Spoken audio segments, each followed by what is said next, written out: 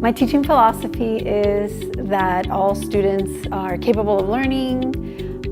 We just got to get their story, learn about them, connect with them, have good relationships with them, and the content can come later.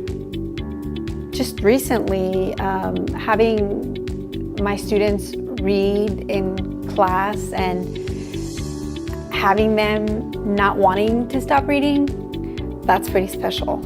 And I think that kind of overpowers all the other moments, just having them wanting to read for fun. I'd like to thank several people.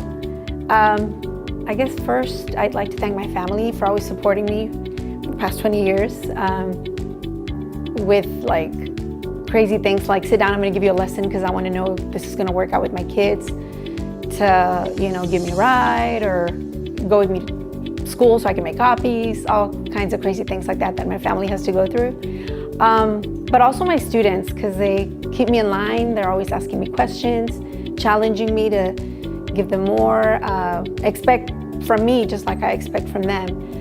So my students, more than anything.